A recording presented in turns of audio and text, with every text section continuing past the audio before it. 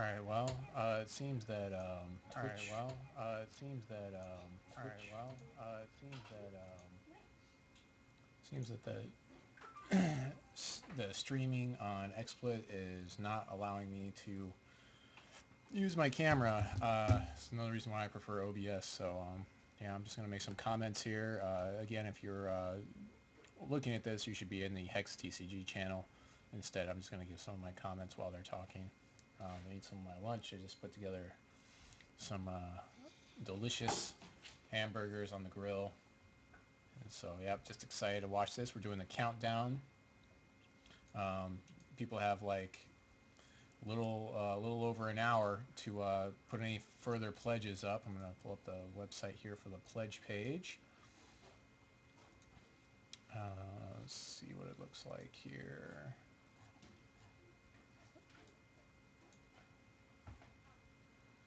Right now, the next biggest thing, oh, and it looks like it's going to happen. Holy cow. So the next big stretch goal was, well, actually, I'll have to look at how much it was because they've got 2.2 million, and oh, it looks like we've got activity. So I guess yeah, at 2.5 they're going to do a convention. So they need another 300,000. So that's where it's at right now. As you can see, that's where it's at right now.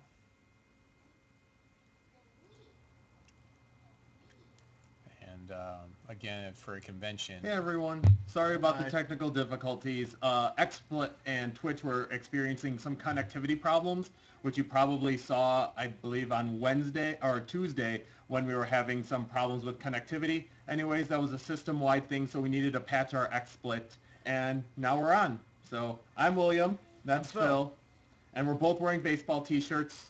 We play it really casual around here. Like one of the better things about being in Southern California is that you pretty much wear basketball shorts every single day to work. I'm wearing sandals. I wear mango colored shoes with like 3M striping on it, so when the flash hits the shoe, it looks like magma cracks. That's the kind of things you can get away with in the game industry. Tattoos, whatever. Pretty much as long as you're good at your job, everyone kind of leaves you alone. Yeah. Very different than in Chicago where like it puts cold in your bones. Like I'd be sitting there on the L platform and it's just like, everyone's a little bit angrier, but they have a right to be angry because, well, because it's freezing. Yeah, I'm from Michigan. I'm familiar with the cold. Where you go walk out on the lake. You don't go fishing in the lake. You walk out on it. So, all right. I'm just going to quick scope out the chat room. I'm going to adjust my monitor here. Cool. Yeah, we'll absolutely be streaming after the Kickstarter campaign is done. We'll be giving you client updates, especially when we can start to fix some of the things in the UI that are just placeholder, like that bootleg victory screen. I mean, maybe we'll make that a thing. It'll just be funny that like that static orc just comes up and just says victory. It'll be when you've done really well. So Yeah. well, oh yeah, I'm sorry, we can't hit the table. We're not Corey. We're not media trained. We're off the leash. Who let the dogs out? I don't know, but we got out.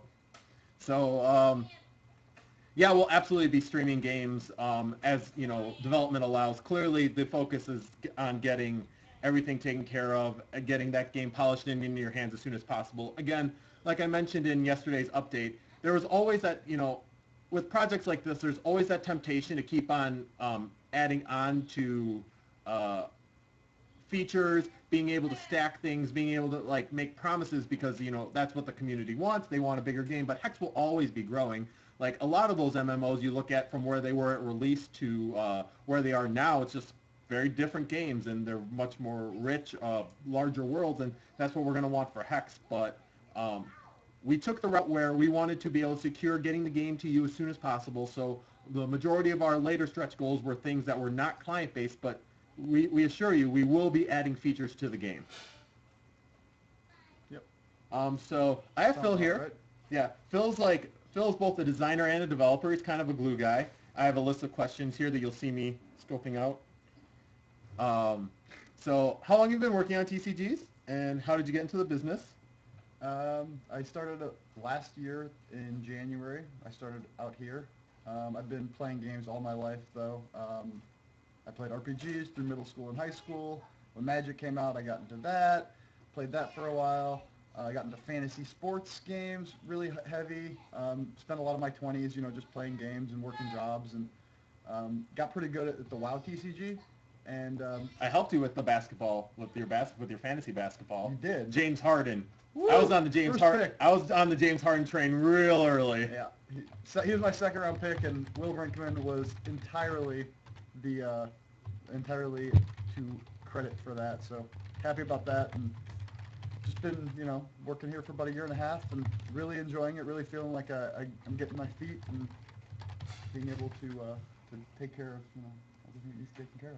So straight out of the community into a game design spot. That's certainly where we find a lot of our talent, both in if you see someone who's doing really well in a tournament, and when you engage them and you discuss with them, and they can disconnect and say, these are the things that are successful, but these are the things that we probably find oppressive or my opponent doesn't enjoy. That's a real watershed moment, I think, for a lot of game designers, where they take away the idea that everyone's experience is important, that we're not just looking for the things that make us win easiest, but the things that provide the most compelling gameplay, the better decision points, the more ease of which people are able to access the game, and just overall creating a much better experience, as opposed to chess the game, where it's we're just battling here and we're just trying to grind it out. Definitely providing a well-rounded gaming experience, while also providing that competitive environment where people can, if they want to throw down and see who's the best, they can see who's the best. Yeah. It's one thing to be able to figure out what the best cards are. It's another thing to figure out what the fun cards are and then try and make them the best, which is sort of my job. So I have a couple questions here. Will Slacker backers count? Yes, absolutely. Slacker backers will count towards the stretch goals. And we're going to launch the Slacker backers at 11 a.m. Just talk to our web developer, and he's got a cool little banner at the bottom that are going to drive people to Slacker backers. So you'll be able to send your friends there, and that'll count towards stretch goals. And I also saw a question about how deck building is going to be more robust as far as giving you data back. Again, everything you saw in Mike Rosenberg's article on hextcg.com yesterday was a little bit more, was completely pre-alpha.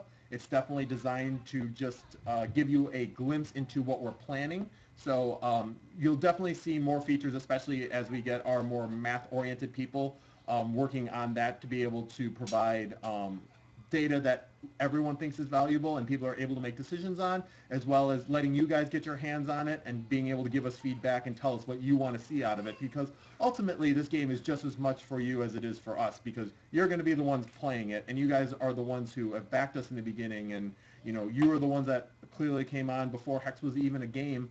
So we really value your opinions, and we want to be able to get your feedback on that as well. All right.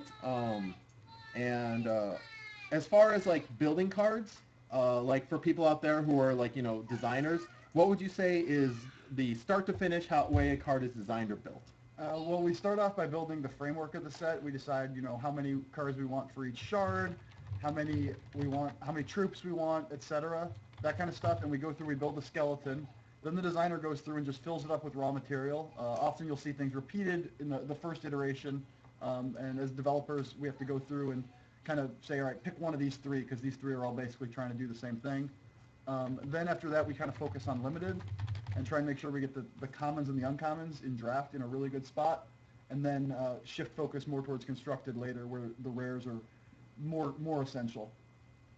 So that's basically the process. Cool. In a nutshell. And how long does it usually take you, to be able to make a set from beginning to end? You can work on it forever, and it just keeps getting better and better, man. Eventually at some point someone says pencils down, so it's just a matter of, we've been blessed with extra time on set 1 for Hex, so it's going to be more developed and have more time. But I think for set 2 our timeline's looking about 3 or 4 months. Cool. And what's your favorite card? My favorite card in set 1 is Voracious Phantasm. Did you design that? I did not. Ben Stoll put that in there. He likes to put in a lot of different deck building restriction type cards, which are great when you have very few of them, but we have to make sure that we don't go overboard with those. Sure. But this one I think is pretty compelling. I don't think it's been spoiled yet, has it? No. Can I tell them? Yeah. Awesome. Yeah, go ahead. Voracious Phantasm is a 1-cost Sapphire card. It has a 2/2 with flight, and it has the deck build restriction. You may only include this deck in your this card in your deck if you have 20 or more non-resource cards, 20 more unique non-resource cards. So you end up with a deck that has a lot of different 1-ofs and 2-ofs, with a core of 2 or 3 4-ofs, and it lets you make a nice aggressive Sapphire deck, which is something sort of out of character for them. And I think I was playing that that guy in Ruby Shard, Sapphire Shard deck. Yep. I built about a dozen of those. Okay. Those are my favorites. I like to beat down. I'm not good enough to. I'm good enough to play control, but that's not. I really like to make my turns real quick, so I'm always just like jamming my guys in there. Yeah. I'm addicted to that guy. I can't get off building decks with him. Cool. And what are some of the challenges in testing digital mechanics when you guys are on the paper products? Like, if you guys don't know that, basically they print out a lot of the cards first before we really start getting in there, like putting the cards in the client and coding them. Just, you got to see how things play out a little bit, and it's like, just a little bit easier to engage in that paper product early on. And it's just a little bit more familiar with us, like working on physical TCGs. So a lot of times that they have to be able to test digital mechanics in a very physical way. Yes, that is true. We, like you said, we print them out and we slide them into sleeves and we battle with regular cards. The most frustrating cards are some of the most digital ones. I think my favorite story is when we were testing the Twitch decks before the first Twitch stream. Dan was playing the zombie deck, and he kept playing Zombie Plague on turn 2, which I don't know if you guys recall. That's the one that reveals increasing amounts of cards from my deck at random, and then it gives them -1/-1, and then if they die, then they turn into zombies for him. What's unfortunate about that is that, one, to track it, I have to slide a slip of paper in each one, and then at the end go through and pull out all the slips of paper. But I also had to shuffle in between each iteration, so when that thing gets to 5 or 6 counters, I'm shuffling 5 or 6 times at the beginning of each of his turns. So it just eventually became, we were playing the entire game, and all I was doing was shuffling the whole time, and he just kept playing that card on turn 2, and I never got to play Zombie Plague against him. Never had to shuffle. I guess that's Dan. He's always cutting the angles. I guess that's like at least that one card that reinforces like the things that you can do in the digital space that would be incredibly tedious and like would basically break the game if you did it in the physical space. Those are things that we can do in a digital TCG, but not in just set 1, but be able to really explore that in like set 4, set 5, set 6, set 100. Yeah. We'll have to move to like a different planet or something. Everyone gets on the Hex Moon and just like rides on like the More You Know star from the NBC promo and just like crashes into another planet. It'll be Hex 2 Electric Boogaloo. Yep. All right. Well, thank you for joining me, Phil. Thanks for having me on. Yeah, absolutely. Well, you'll be seeing a lot more of Phil when he's streaming and playing and battling. Now I'm going to bring on Mike Kirchhoff, who is the lead story writer.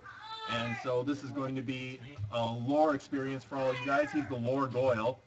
And he was working with Corey like before a single piece of code was even written for Hex. And he was working on the story and the way that would be outlined.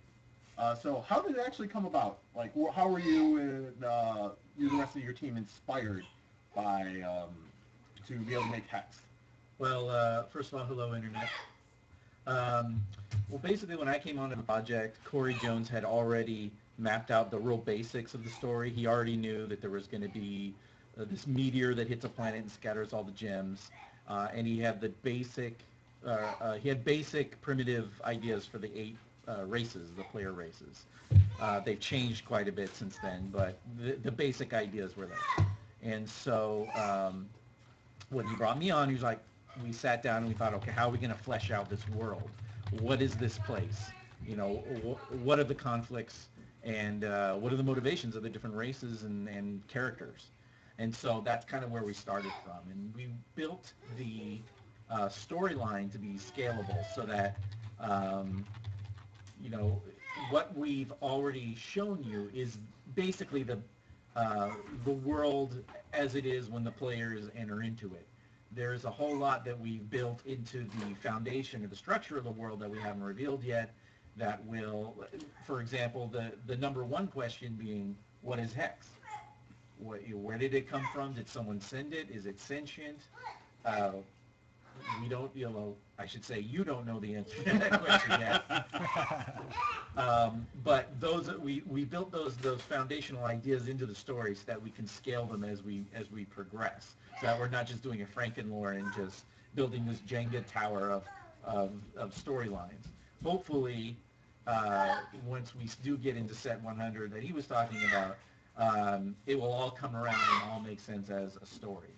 Of course, saying that, we're not locking ourselves into one storyline. Of course, we want it to expand in all these different directions based on how the game plays and what kinds of ideas we want to put mechanically into the sets. A lot of times, the story will inform what happens in the mechanics, and then sometimes it's the other way around. The mechanics say, well, we want the mechanic to do this, so what does this? What's the lore around it? So we're working very closely with R&D to have a give and take so that we feel comfortable saying if I have an idea story-wise that I want to put in, they can create a mechanic for it and vice versa. On the Kickstarter for everyone that's out there.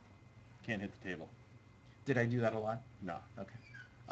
It is very loud when you type too, by the way. Oh, I'm sure. What are the challenges in writing a story for a TCG and an MMO? This is something that I've been learning over the past couple of years. To be absolutely honest, neither one is an ideal story delivery system. In a TCG, you're telling a story through a series of cards that are not linear in any way. So you tell the story through the cards you choose to include, the artwork that it has, and the flavor text that, of course, everybody reads.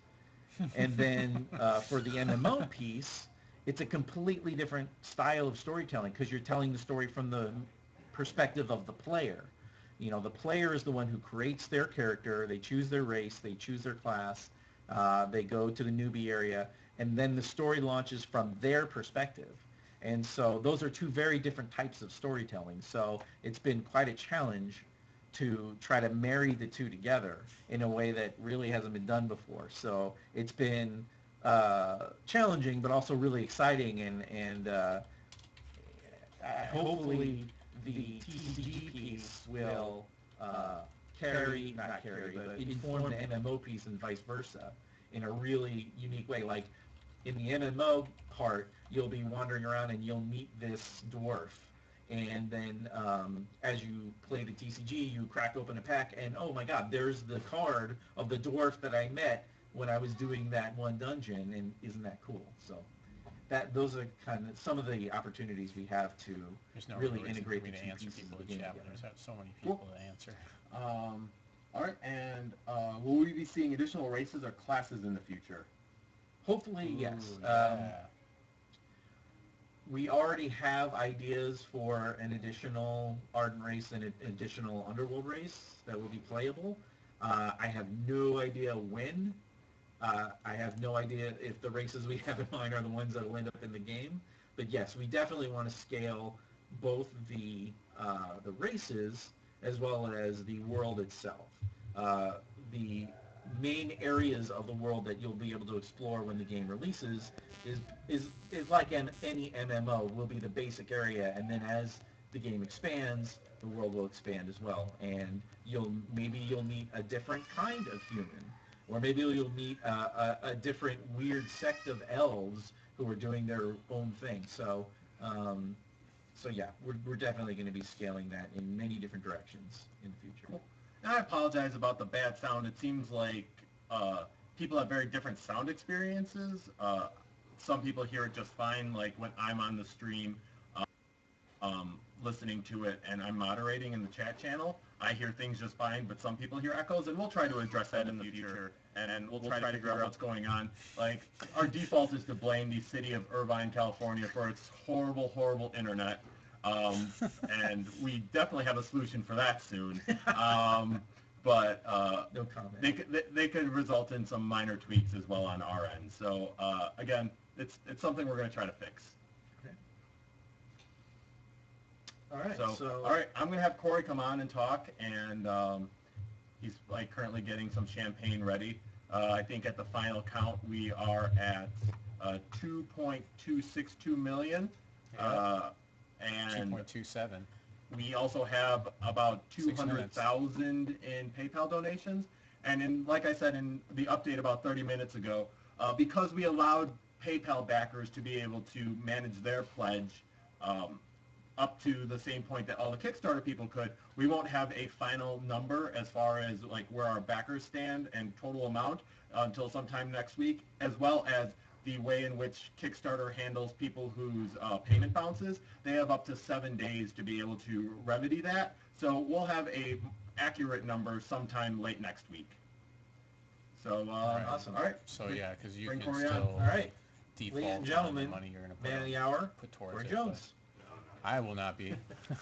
The money's in my account ready to go. For Well, you this. say too. I am Yeah, I'm gonna fully stay. prepared. I'm just positioning myself. And there's the There's like man a himself, delay on the the president. screen. That was crazy. Yeah, it is weird. Hello, Corey here. So what do we need? We have 5 minutes left.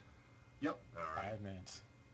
So Spider-Man this time. $2,262,631, and we have 200,000. About 200K, but Lisa has over 200 new pledges to go through, Right. and that doesn't even count everyone upgrading their pledge.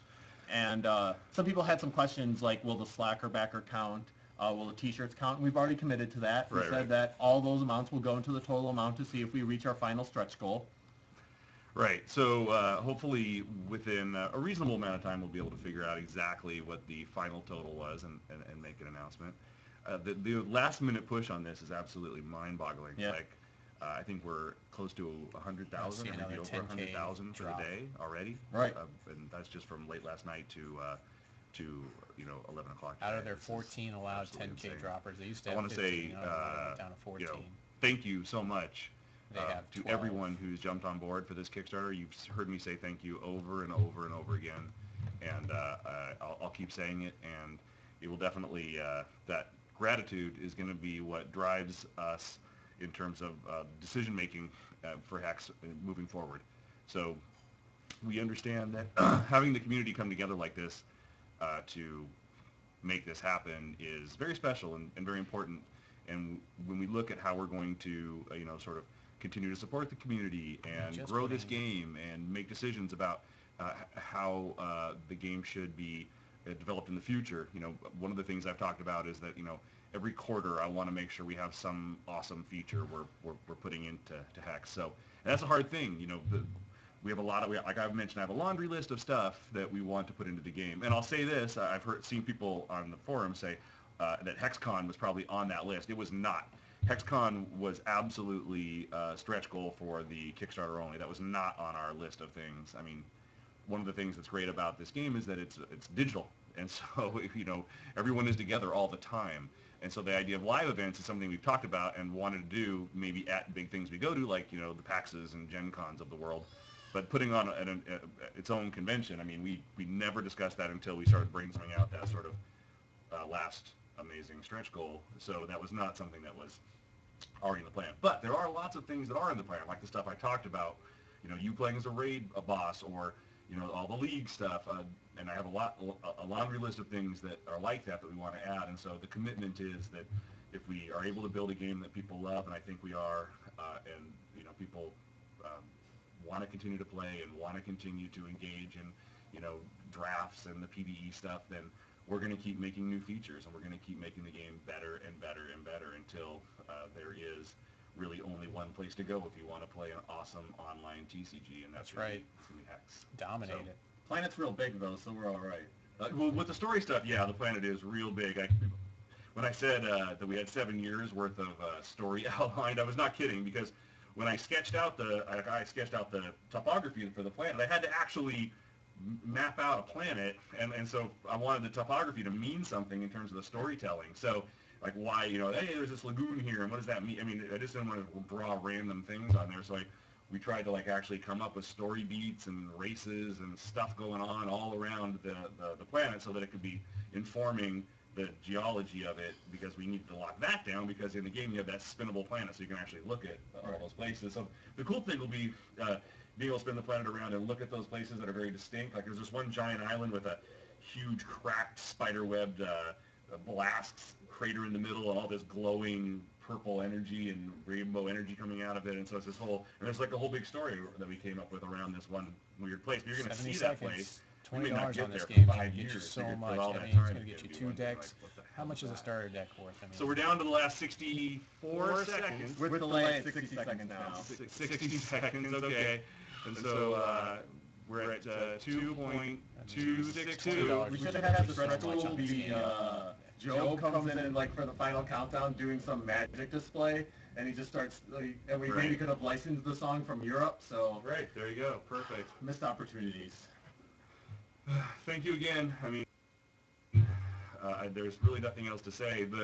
I believe we're in the top 10 video game Kickstarters of all time. Like, Nice. And in the top 20 straight Kickstarters of all Yeah. time. Like, it's just, if someone had told me that this was going to be the outcome when I was up for literally a week, not able to sleep before this thing launched, terrified about doing all this nonsense that I did on camera, I would have told you were crazy. They like us. They really like us. Yeah, right? Like, it's insane. Okay, so 8, 7, is this with the delay? They're doing it. Thank you for everyone counting down in the chat room. All right. 4, 3, 2, 1. Happy New Year! There you go. Hey, and I want to say also, Will, you deserve a giant thank you. Will has been the one who's been making sure that we had an update every day, and writing all those updates and coordinating everything. Will is the star of this in so many ways. It's unbelievable. And thank you, Will. Well, thank You you. deserve Thank you a lot of credit. Thank you for bringing everyone together to be able to make Hex. Hey, it was a dream come true, absolutely. Oh, I like those dog. I like those dog. yeah, how did you do those emojis. dogs? Is that what they're called? Yeah, I like. If you ever see me interact with a dog, you'll understand. All right, so dogs It's in chat. super sweet. yeah, I like dessert champagne. Yeah, It's wine, fine, so in today's update, we about 30 minutes ago we updated people on about how it'll go. So currently you're being charged. Anyone whose payment bounces, like if your credit card was expired over the last 30 days or anything like that, you'll be getting an email, and you get an email every 48 hours for 7 days. You have 7 days to correct that. PayPal is now closed. We're going to start processing all the emails, and the rest of the update covers what happens. Like, it's pretty much like set it and forget it for them. Yeah. They're going to receive updates, and then once we get close to alpha, we'll let everyone know how that's going to operate and how they're going to be able to do things. And then pretty much the first thing we have to do now is source a bear. Yeah, right. So yeah, we'll have the bear wrestling. I may have to jump in there with Kyle. I don't want to send any. I wouldn't send anyone in to do something I wouldn't do myself. So I may have to jump in there and help him with that. And as far as seeing CZE people in tournaments, you probably won't see them in tournaments. But we do, like, so part of the thing of HexCon is we're very good at throwing live events. Yeah, Like, yeah. we have years of experience doing this. Like, Corey's been doing this for probably 15 years now. Yeah. Like, the rest of us have, like, about a decade of experience each, like, doing live events.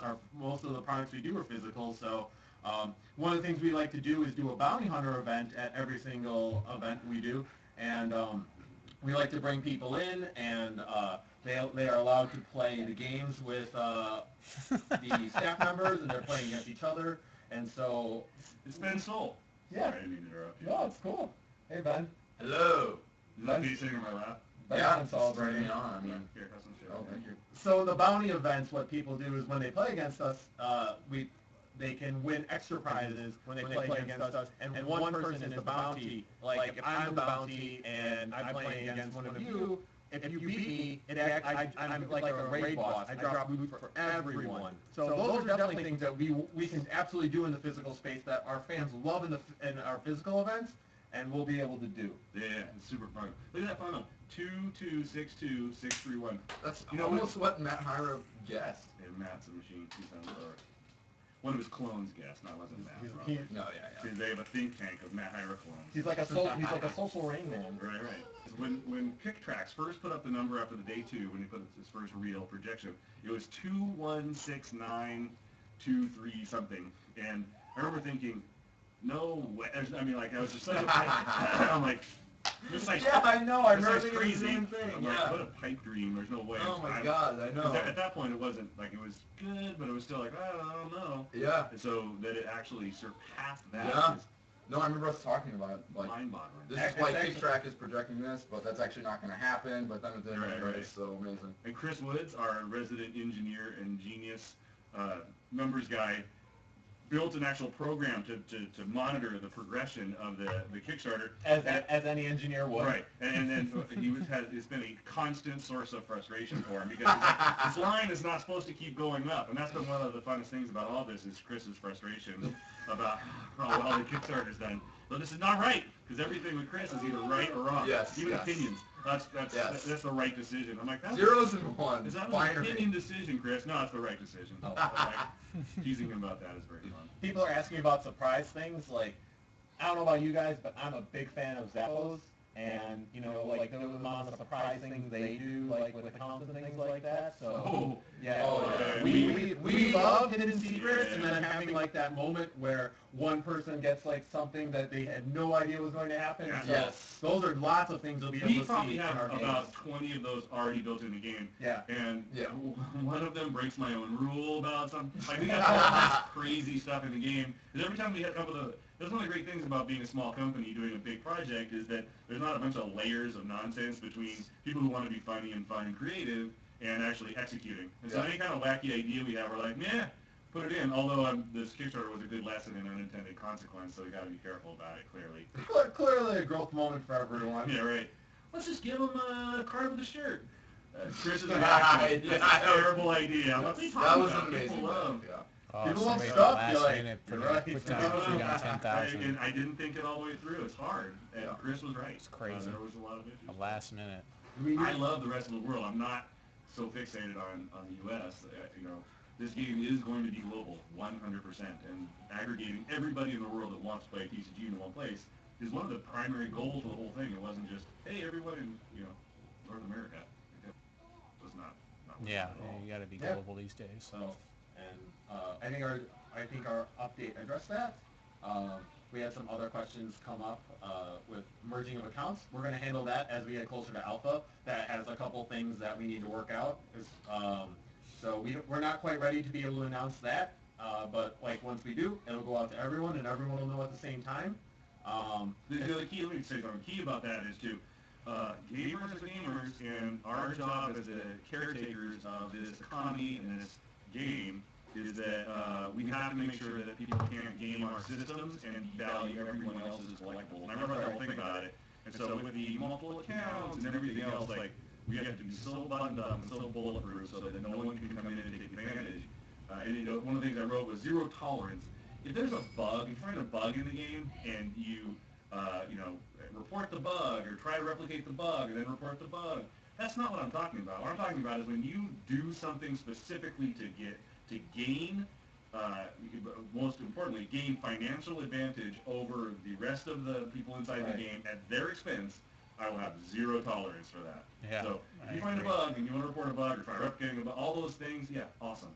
But when you try to take something you discovered like that and then run it for a month and then put stuff in auction houses and destroy the economy and make some money or whatever it is that you're going to do at the expense of everyone else, then yeah, I will roll all of that back. I have systems built in place where I don't have to roll back the game, but I can roll back individual interactions because all of the cards are individually coded and they're each an individual object in this world. So I think we have a level of security in place that's pretty robust, and I'm not going to let anyone take advantage of this community. It's an important Yeah, part of the clearly, game, like, for we, sure. in everything from, like, building community to the way people interact with our games to the way that, rewards happen in our game, we've designed it to be for everyone and to make believe everyone on an equal playing field.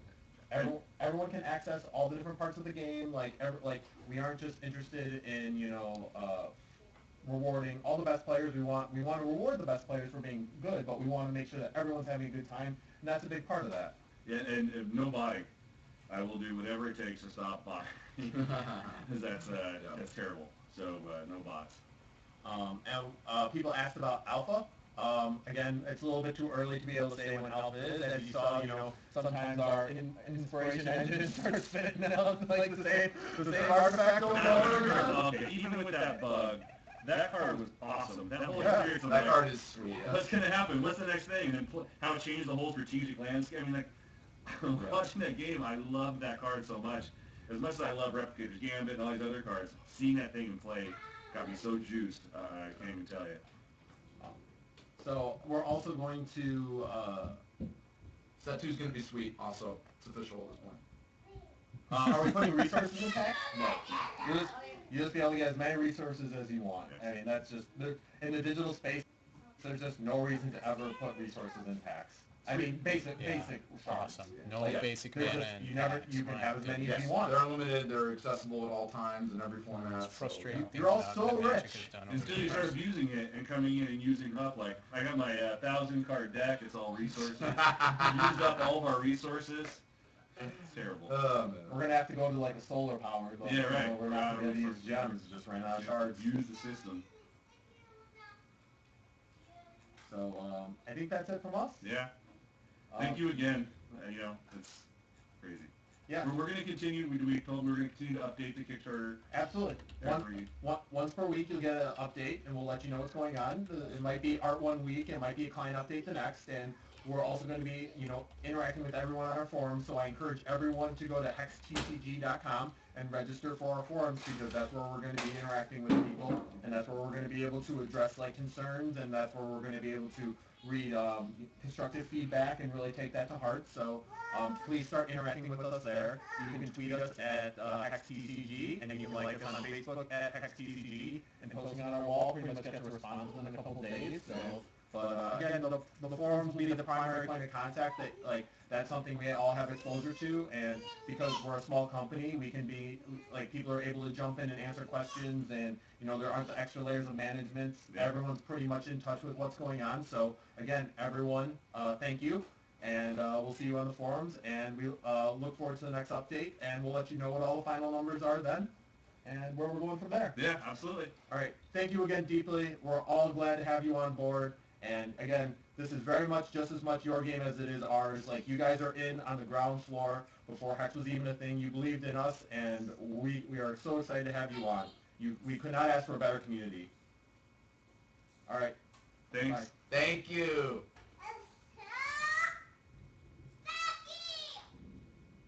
All right, well, there you have it. Top 10 games of all time. 17,765 backers. $2,278,255 pledged. Up until the last second, we had 12 backers, and someone threw down 10 grand right at the last minute there. That's exciting. The game's going to just be awesome. It's going to have dungeons. You're going to be able to play against people, level up cards, add different shards to the cards. They made all these games. I mean, this company is going to follow through to make a good game. So definitely excited to see this. Going to start getting on the forums, becoming more active there. Probably going to create my own guild. I'm at a level where I'll give people extra experience and things on guilds. So yeah, if you want to get in my guild, I'm going to be pretty open about it. Not a big, it's not going to be like hardcore, where we're going to force people to raid schedules and things. I'm not really hardcore like that, and I can't do that with the kids. But yeah, look me up, Aaron Squire. You're obviously on my channel. You can give me a message here in YouTube, or message me, or find me on my Twitch channel, or anything. So yeah.